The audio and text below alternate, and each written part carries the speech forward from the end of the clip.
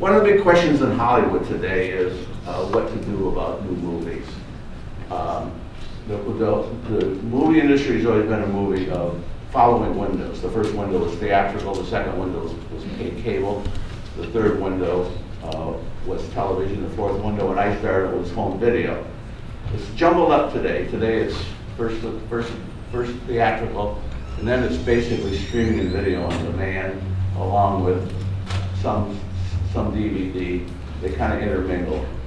But one of the big questions that they're asking themselves, because technology has grown so fast, is when do we release the movie after the theatrical? And there's a lot of people saying, why don't we release it on all formats the day it goes into the theaters?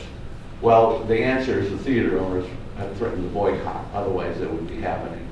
But you do have upstarts like Amazon creating movies. They're making movies. And you can see them on their channel or on their streaming service. But the big question is, what the studios don't know is, would people really watch them today? So I'm going to ask you this question: how many people think it would increase your appetite to watch a movie if it was released on all formats the same day of theatrical? And it's 50%. I'm not sure that's worth it, but another question is, how many of you actually went to see a movie in a cinema more than 4 times in the last 12 months? That's pretty good. The movie business is alive and well. Okay, I'm going to make a few more comments about creative thinking, then we're going to talk about home video. If you ever ask a philosopher, what is creative thinking? I think a philosopher would say, what is not creative thinking? Is it abstract thinking? Is it, whatever? Okay. If you were to ask, if someone was in a leadership position and you ask that person, what is creative thinking to you? I think that the leader would say, that it's to build a team, obviously. So, creative thinking and entrepreneurship to me are kissing cousins. I was and am an entrepreneur, have been. But you cannot be an entrepreneur and be thinking. But you're thinking about new products, thinking about ways to organize, thinking about how to build a team, all those questions. Creative thinking in the arts is obvious. I don't have to talk about that. Science, creative thinking. I read an article recently called "The Future of Everything." Well, we're going to have vertical farms. They're talking about we still may have jetpacks. I don't know if we will, but we're going to. What you're going to hear over your next 10 or 20 years of your life is VR and AI. Does everybody know what VR and AI? I assume you all do. It's going to permeate your life, and so you should be thinking creatively about that, both from a job standpoint and from how it's going to affect your life. Creative thinking in the military. I was in the military. You think there is no creativity in the military. You think of standard operating procedures. You think of rules of order. They teach a class in the military called field expediency, which is how to solve a problem in the field when you don't know any other way to do it. And you use your ingenuity. Okay, I'm gonna give you. A lot of people ask me, how did I start the home video industry? Well, it wasn't spontaneous. After I graduated from MSU, I went to work for Corning Glassworks, and I got a master's degree in bachelor's degree in how to run a company. Not that I ran it, but I was watching it. Then I went to work for a company called Learjet. They made jets, and they invented the 8-track tape system. And this was technology back then, folks. When you saw some black graphite stuck to a plastic and it made music, it was to me it was mind-boggling. And then so I started to ask myself, well, why can't we put pictures on that? Well, the answer is that the tape has to run at a speed that was the speed of light. So they had to develop more capacity in the tape, but eventually they solved it. So 1969, I started a company called Magnetic Video Corporation. And there was the only video products were industrial. So we hired professors like Karl and made motivation speeches and sold them to corporations and made a nice little living. You know, with my wife and I happy, we built a house. And I kept waiting for a consumer video device to come along. And sure enough, 1977, Sony invented the Betamax and Panasonic invented the VHS. And you probably don't remember those wars, but it was a war. And so finally I said to myself, well, if they're going to bet that, if those big corporations are going to bet there's going to be a VCR business, I think I'm going to try and get in the business. So there was no internet back then, so this was 1977. So I went to the Farmington Hills Public Library and looked up the names of all the chief executive officers at the film. There were 7 film companies called the 7 Deadly Sisters. And so I wrote 7 letters to the CEO. And quite honestly, I never thought I'd hear back from him because, anyway, who's this guy writing from Farmington Hills, Michigan? And, but sure enough, about 2 weeks later, we get a phone call from 20th Century Fox. And they said, we might be interested. Why don't you come out here and tell us what you got in mind? So I flew out there, and we had a nice chat. And they said, well, you know, we have to get some approvals. We'll be back in touch with you. 2 weeks after that, they called and say, well, we're ready to talk business. Bring your negotiating team. So there's 12 of us, three in management, and other 9 people were making copies of tapes. So I'm looking. So I called my attorney. He's a divorce attorney, and I said, Chuck, get in an airplane. We're going to go negotiate a movie contract.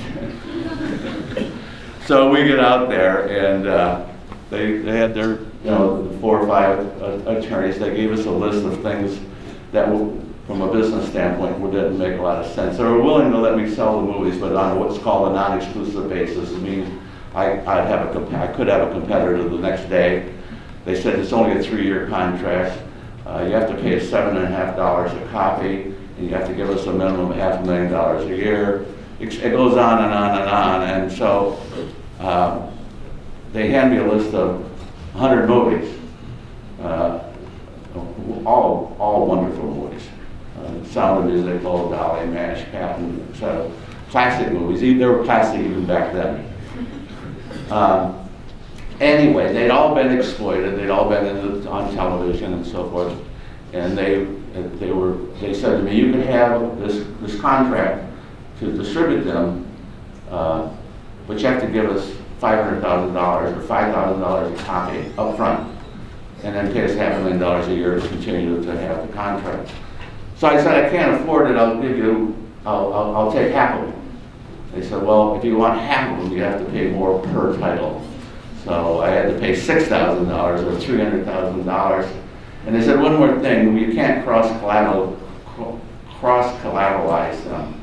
So I didn't quite know what that meant, but I'll give you a shortcut. If I made double my investment on Sound of Music and lost half my investment in Whole Dolly, I couldn't offset the profits against the losses. So I had, in effect, 50 contracts. But anyway, so Charlie, my attorney, we went to caucus. I asked him for a break in the negotiations, and I said, we'll think about it. We'll just give us 10 minutes.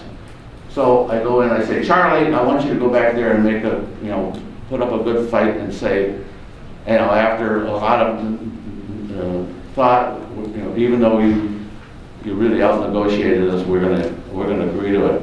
I said they have no idea what they're doing. They're gonna let me sell those movies.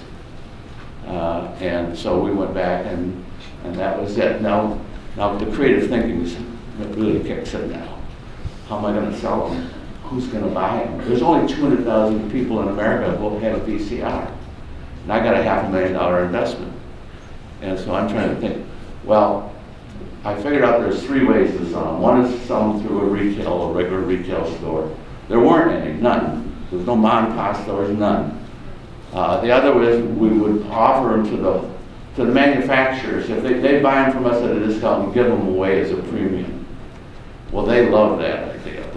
All of the manufacturers entered into a deal, and I got a free trip to watch the heavyweight fight of the century with Muhammad Ali, because the RCA was so happy that I gave them, that I made a deal with them. So that was the second way. That's called a tie-in arrangement. The third way was to start a video club or a direct mail club. And so we took an ad out, and TV Guide, back then it was the only, that was how you watch TV. And we took the ad out on Thanksgiving weekend. It reached 18 million people at a pass-along rate of another 7 million. So we reached 25 million people. And we said to them, you can become a member of the club if you send a $10 check. Within 7 days, we had 13,000 checks. The ad cost me $65,000, and I made $133,000 and hadn't sold anything yet. So that was pretty cool. Now the other interesting thing of those 13,000 people that sent their check, only half of them owned the machine. Why were they joining a club? It was a dream. You didn't realize, because none of us you didn't live back then. In 1977, you either went to the theater or you watched some TV show that Norman Lear was producing, All in the Family or something like that. That was your 2 choices.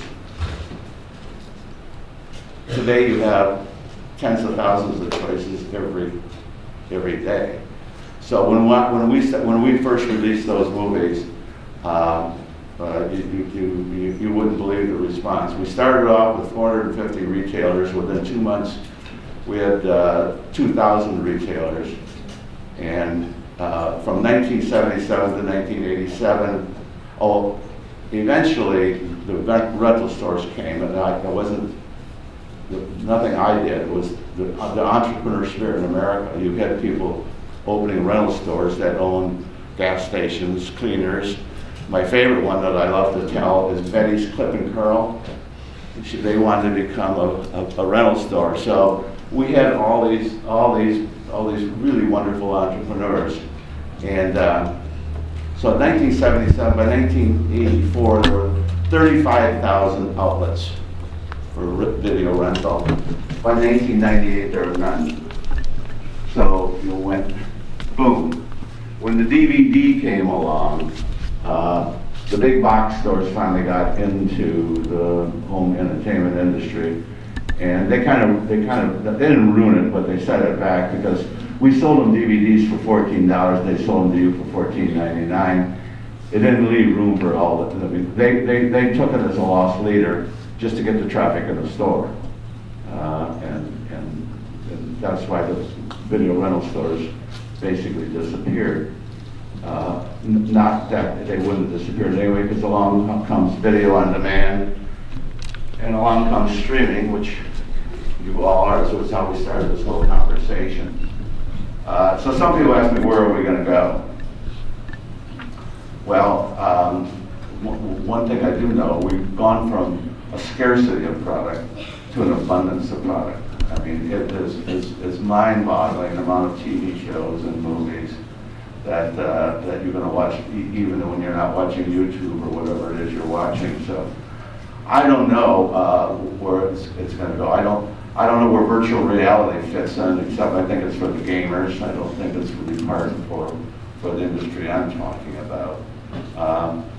And how long will Netflix stay number one? It's a good question, and but one thing I will promise you, there's going to be a lot more competition. And then the question is all the pricing model. How do you want to handle it? And you want to pay for it on a pay-per-view basis? You want to do it on a subscription basis? It's interesting. The movie business, going back to the cinema business, it was about a $4.5 billion business when I invented home video. Within 10 years, it was still a $6 billion industry. Today it's up to $11 billion industry, so it never, and it didn't, people ask, is the theatrical business gonna go away? We're gonna watch movies at home, and based on my survey with you and my surveys with other people, the cinema business is alive and well. And you know, getting these extra streams of revenue is just gonna help. Where can we go from here, Karl? Yeah, I got, let's get you in the chair. Okay. And we're going to have some questions. Okay. I'm going to take this microphone off you, though, because I'm going to steal this, and you're going to still hold this one. Okay. Is that okay, Isaac? Mm-hmm. Take this, you take this. I'm going to take it off the wrong one, am I? No, no. no. And then take this out of your pocket. I'm stealing. Is that a wallet? Okay, so I'll use this one. Okay. Why don't you sit down? Okay. Hello, hello. Hello, hello, hello. Hey!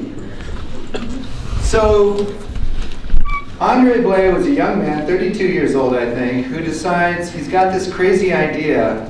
He goes to a public library, looks up all these people's names, writes some random letters in Hollywood, these CEOs, the head of the major movie production companies, and one of them said, come visit us. And all of a sudden he could get someone to mow his lawn for him, which was kind of cool. But I'm just so blown away by what all of that has spun off, all because one man decided to take a risk. And you say it's not that big a risk, though. That at the time it wasn't that big a risk. No, in numbers, don't forget, I paid $300,000 for the first movies, but I was guaranteeing $500,000 a year. I had to put in the $200,000. Back in 1977, even that wasn't a lot of money. It was not, okay, it was a decent amount. But I had done some research that indicated that there was a substantial market. I never thought that would become as big as it is, I suppose. So, but there was a little market called the 8mm market. All of your grandparents had, instead of having iPhones, they had 8mm cameras, and they were making recordings. And in the 8mm stores, they were selling 20-minute copies, 20-minute synopses of movies, old movies, 20-minute synopsis for $50.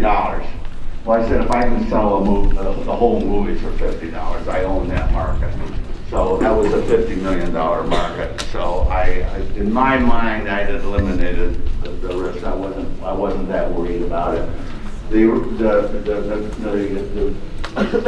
VCR makers were selling the machine as a recording device, you know, time delayed television shows.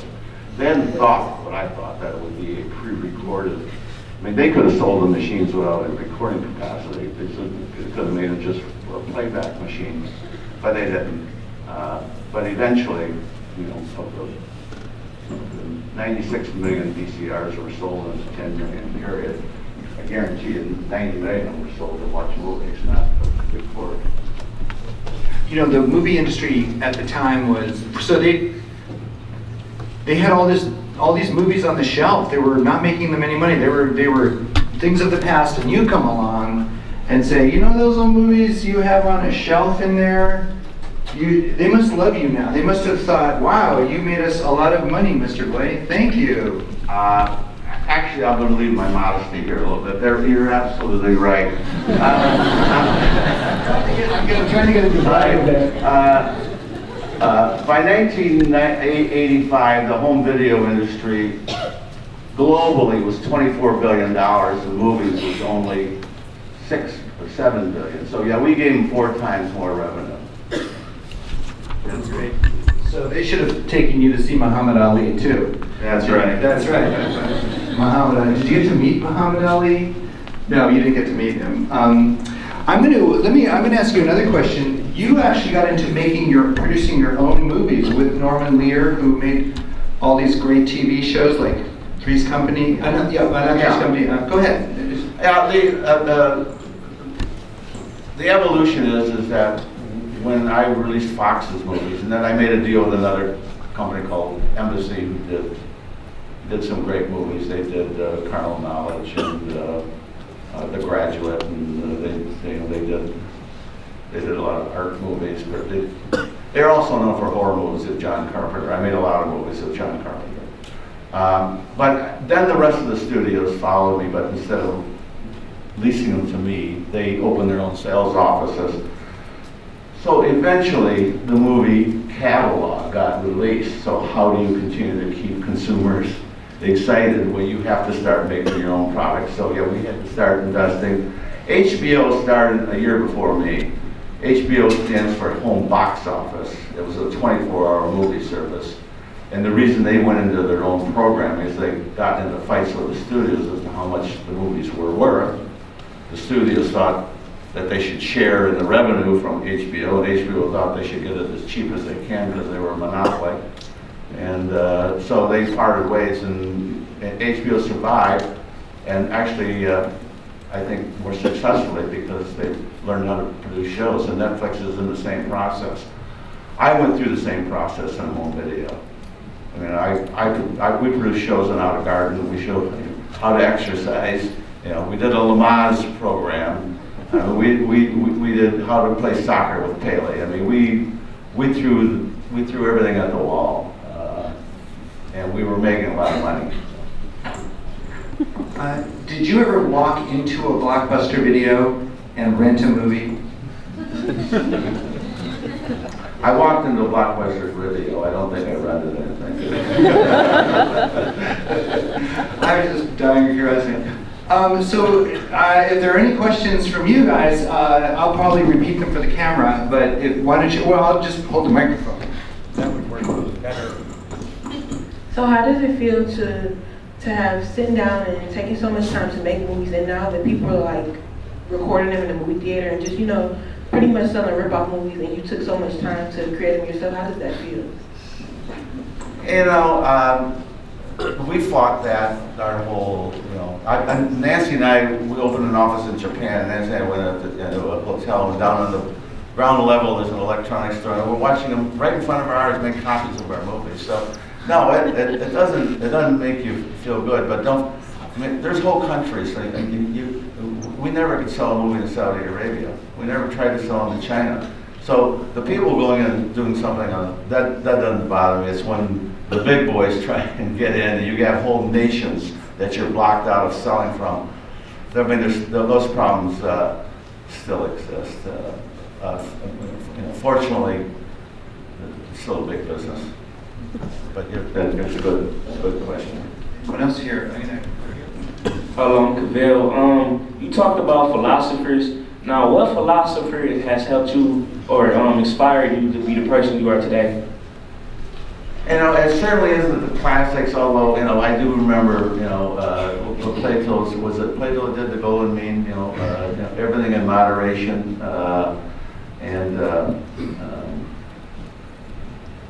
I would think I think that there's probably more modern philosophy. I work for a man named Blay. He's your ultimate Jewish uncle, and he did some wonderful TV shows. His philosophy of life, even though it was more liberal than mine, but his philosophy, you know, was to try and influence for the good of the world, and you know, so people like that. I didn't really study the classics that much, but I think we all want to have. We all have a vision that we want to live in a better world, and that's my philosophy. And Bill Lear is the Bill Lear? I'm sorry. Is the founder Norman Lear is I work for Bill Lear and Norman Lear. Yeah, Bill Lear is the Learjet. Bill Lear is the jet, and Norman Lear is the TV producer. And the reason that Learjet wanted to get into tape music and tapes is because they wanted to put that on their jet planes, right? Yeah, they wanted music on the jet plane. So Bill Lear was an eighth grade graduate. He invented the autopilot, and it was not done by Mr. Musk. Is it done by? I'll go ahead. Here, let me get the mic to you. It's kind of a long cord. I'll just run around. Here you go. So it sounds like you had been waiting for the technology, the VHS tapes, to be invented. How long had you had this idea before those were invented? I wrote my master's thesis in 1970 in the future of home video. I started my first company, Magnetic Video, in 1969, so I started the company right in the middle of my second year of graduate school. So I waited from 70 to 77. I waited 7 years to do it.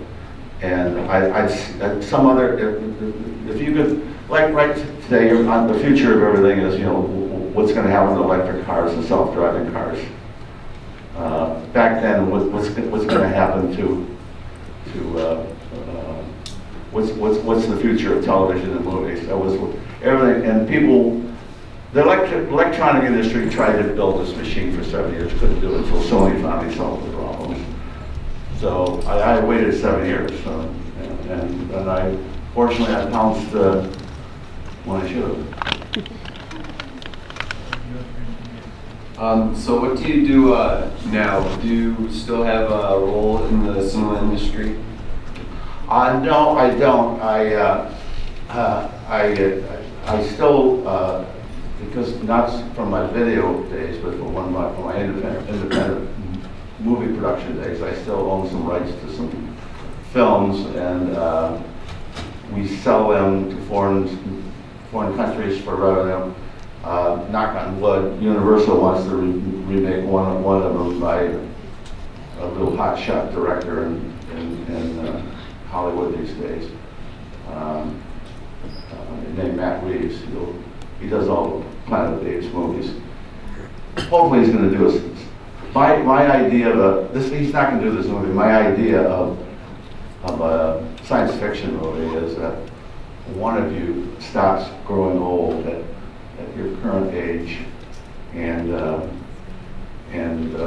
somebody puts you on a time machine and sends you to find the end of the universe.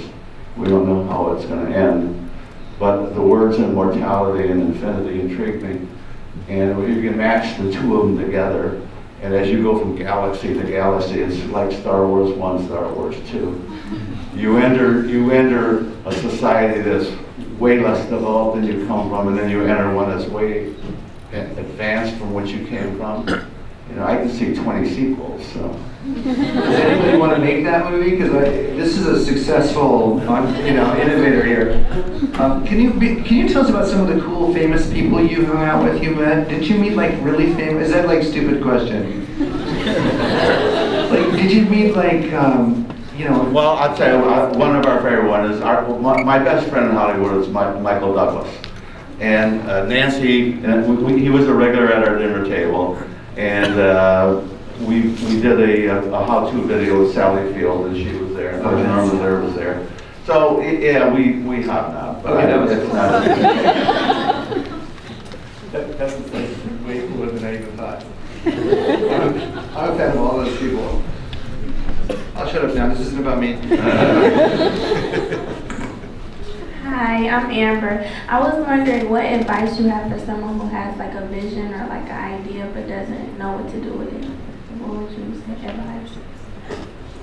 An idea for a business, a book, or a movie, or Like an invention or like just anything. She has no money. She has an idea for nothing in particular. yeah, well, I guess it's about taking that first step.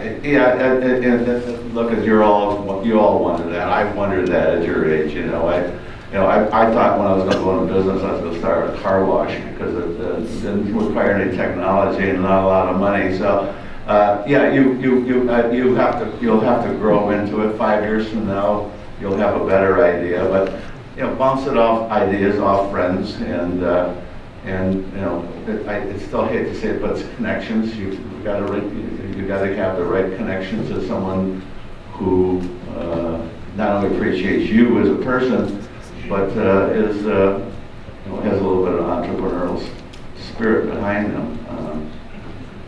There's no magic step to develop it, but it's hard work. Anybody next? Here we go. Why don't you go ahead and hold that? What was one of the most interesting like experiences you had while you were in the industry, like the homemaking industry? As I was building the home video business, or when I was actually making a movie? Either one. And let's see.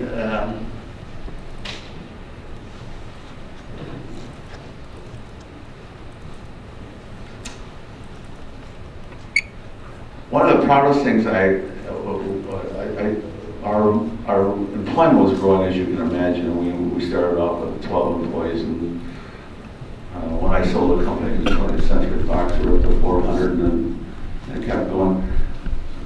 After about a year and a half, I said to my team, if you see people coming out of a video rental store at 4 or 5 o'clock at night, taking entertainment home, you can probably start thinking of retirement.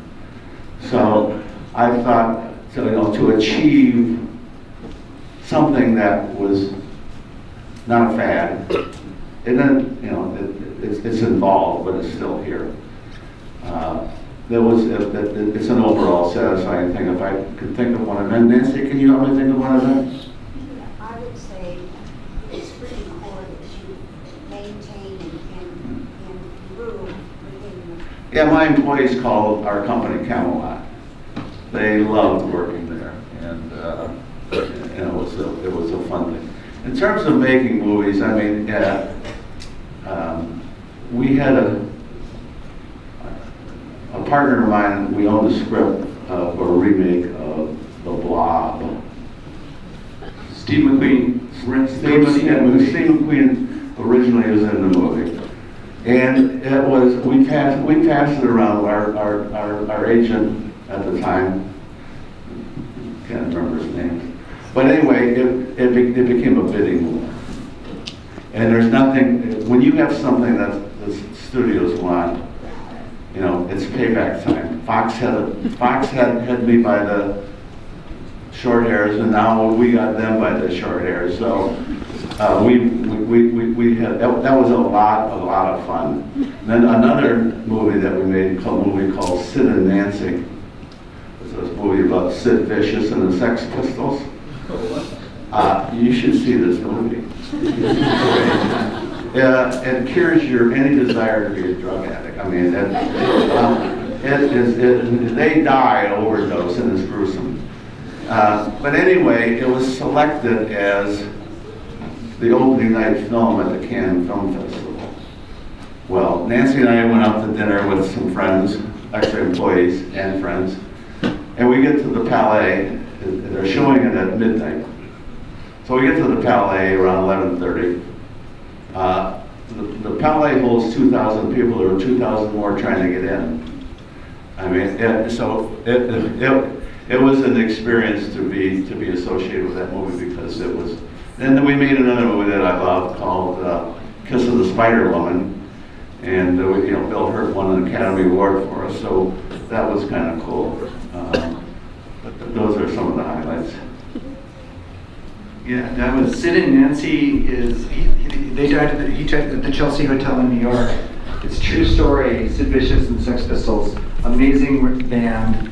And I cannot believe you made that movie. Well, I stopped you. I didn't see that. It's a bit of a creative license. I financed it. Yeah, you financed it. That's good enough for me. He financed Sid and Nancy and The Kiss of the Spider Woman. Yeah. These are great movies. John Carpenter is a cult director. If you've not seen the John Carpenter film, it's part of your education. You should go see it. And they made a few movies together. Yeah, and I became a regular poker player with Rob Reiner, and we got to make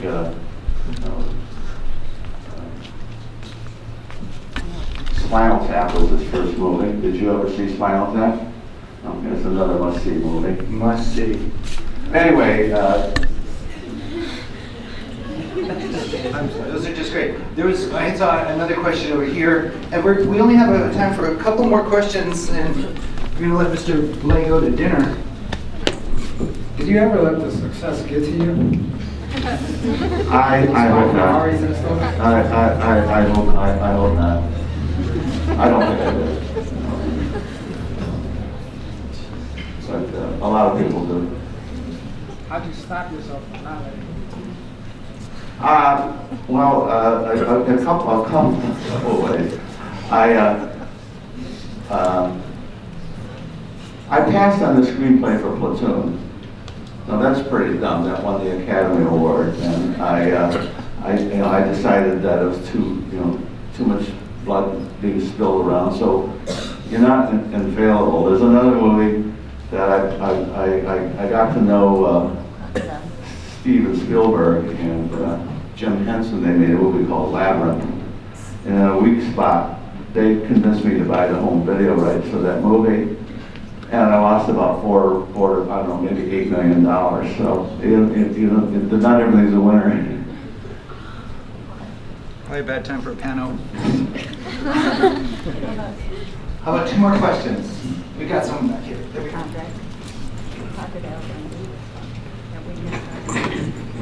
What was the scariest?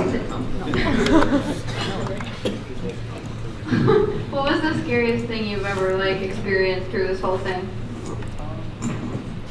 I got into an argument with Norman Lear about a movie called Cotton Club, and it starred Richard Gere, and I wanted to have the company buy the home video rights to that. And he took a look at the movie, didn't like the movie, so I said to him, well, what about if I put up my own money? And so we became adversaries for about 6 months, because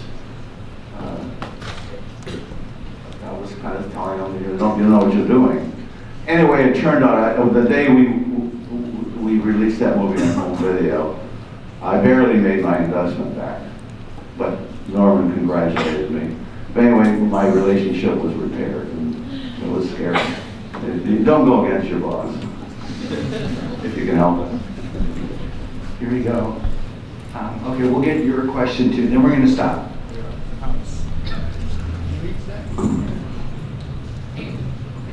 First of all, welcome back to MSU, sir. Thank you. The question is, what exactly prompted you to sell your company to bigger corporations like Mass Video to 20th Century Fox and Andrew Blay corporations to MSU? Was it your passion to share your creativity with the world, or was it your passion to grow as a company? Yeah, I love that, and I asked myself that, and it's a decision every entrepreneur has to make, particularly when the company becomes valuable. Mark Zuckerberg is sticking it out. At the time, I guess, I never had, at that time, I had my own business, but, I was making a modest amount of money. They made me a Godfather offer. I took it. I kind of wish I didn't take it, but, it was an economic decision, right or wrong. I'm not sure they're going to know what a Godfather offer is. It's an offer you can't refuse. We have one last question over here, Mr. Blay. Do you think the only reason the theater business is alive and well is because of its immediate availability? And is Michael Douglas as scary in real life as he is on camera? No, he's a delightful person. He has a sense of humor. He has a creative side. And why are the movies alive and well? We really saw, the studios really asked themselves that when along came HBO, along came home video. They wondered the same thing. The answer, I think, is mostly cultural. You got, particularly even at your age, you still, you like to go to the movies, but 14-year-old really wants to go to the movies because it gets away from parental control. You don't have it anymore, but you're never going to get rid of that audience. And then you get to the large screen, and sitting in a getting out of the house. A lot of it's cultural. But I think, between the big screens and cultural and the first availability, it's buried in there as the answer. You didn't mention the milk duds. Oh, yeah, right. Yeah, right. Raisinets. Well, I think that's about it, unless you have any last words, or, that sounded bad. Well, never stop asking what if and where and why, and I'm sure that the university is going to be happy to see you pass along suggestions on other students, why they should take this class and stuff like that. You're lucky. I want to thank you. Let's give him a round of applause.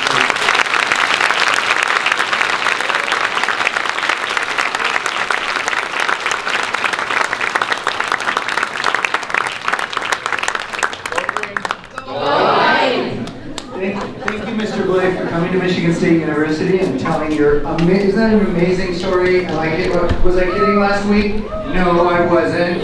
Never lie. Amazing. I left all of my working papers or archives. It's here in the library. You can access it here in the library. The book is currently not available. We're trying to get an e-version of it up and running so that you can buy it. But if you do want a copy, just come up and ask Karl. You can borrow mine. I have one you can borrow. It'll hopefully within a few months it'll be available as an ebook. Yeah, it really is a page turner.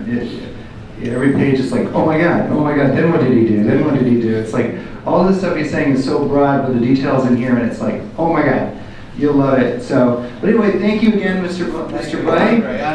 Andre, and Nancy, thanks for supporting Andre. I'm sure that you were the one in the bed going, saying, you should do this at 4 o'clock in the morning. So, thank you. My wife, my daughter, and my nephew. We're Stand going up to and dinner. wave, everybody. Bye.